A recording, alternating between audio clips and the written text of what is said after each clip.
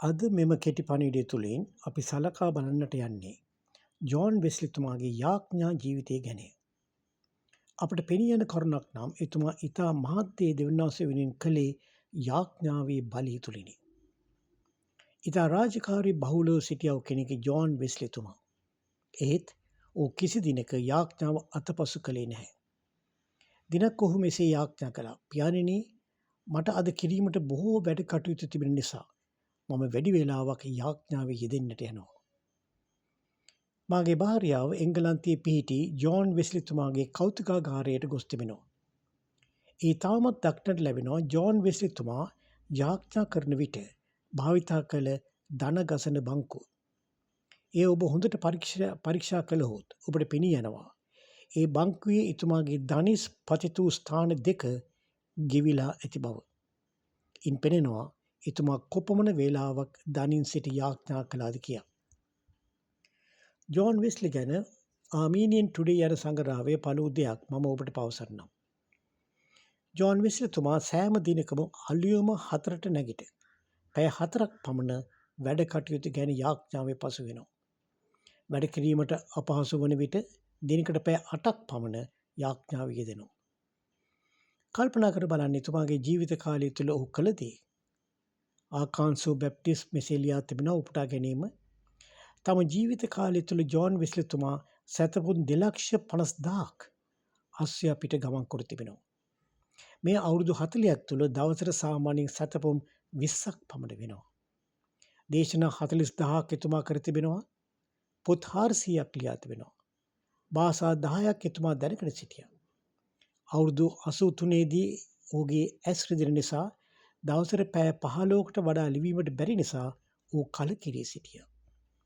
අවුරුදු 86 දී දිනකට දේශනා 2කට වඩා දේශනා කිරීමට බැරි නිසා ඔහු ලැජ්ජාවට පත් වුණා. අවුරුදු 86 දී උදේ 5:30ට නැගිටීමට අපහසු බව ඔහුගේ සටහන් පොතේ ලියා තිබුණා. උපුටා ගැනීම අවසන්.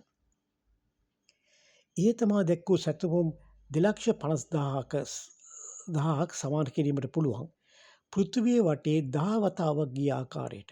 එමන්ද පෘථිවිය වටේ එක දුරක් සැතපුම් 25,000ක. මැරෙන්නට දින 6කට ප්‍රථම එතුමාගේ දින පොතේ ලියා තිබුණේ මෙපමණයි. එනම් යාඥා කළා. මින් අපට පෙනෙන්නේ ඒ දුර්වල අවස්ථාවේ ඌද වෙන කිසිම වැඩක් කිරීමට ශක්තිය නොතිබුණත් උදේ සවස එතුමා යාඥා කළ බවයි. යාඥා පිළිබඳ ජෝන් වෙස්ලිතුමාගේ වදන් 2ක් පවසා මෙම කෙටි පණිවිඩය මම අවසන් කරනවා. පළවෙනි වදන. පාපයට පමණක් බය ඇති, දෙවියන් වහන්සේ පමණක් සොයන දේශකයන් 100 දෙනෙකු මට දෙන්න. ඔවුන් පූජකවරුන් හෝ ගිහි අය හෝ වූවාට කමක් නැත. ඔවුන්ගෙන් පමණක් පුළුවන් පාපේ දුරට සොලවා මේ ලෝකයේ මත දේව රාජ්‍ය බිහි කිරීමට. දෙවියන් වහන්සේ සෑම දෙයක්ම කරන්නේ අපගේ යාඥාවට පිළිතුරක් ලෙසටය. දෙවෙනි වදන. ඔබගෙන් කී දෙනෙක් සතියකට එක පැයක්වත් පුද්ගලික යාඥාවේ යෙදී සිටිනවද? ඔබගෙන් කී දෙනෙක් සාමාන්‍ය කතා බහේදී දෙවියන් වහන්සේ කියන සදානක්වත් කරනවද? ඔබගෙන් කී දෙනෙක් ශුද්ධාත්ම බලයේ ක්‍රියාකාරීත්වය ගැන දැන සිටිනවද? ඔබගේ සාමාන්‍ය කතා බහේදී ශුද්ධාත්ම වහන්සේ කියන සදානක්වත් කරනවද? දෙවියන් වහන්සේගේ නාමයෙන් මම ඔබගෙන් අසනවා. ඔබ කුමන ආගමක් අදහනවද කියා. එතුමා සඳහන් කළ අවසාන වාක්‍යය මම නැවත කියන්නම්. එය ඊට වැදගත්. දෙවියන් වහන්සේගේ නාමයෙන් මම ඔබගෙන් අසනවා. ඔබ කුමන ආගමක් අදහනවද? මෙම ප්‍රශ්නය අද එතුමා ඔබගෙන් සහ මාගෙන් අසනවා. ඊට ඔබ සහ මම දෙන පිළිතුරු ගැන සිතා බලන්න. ඔබට ජේසුස් පිහිටයි. ආමෙන්.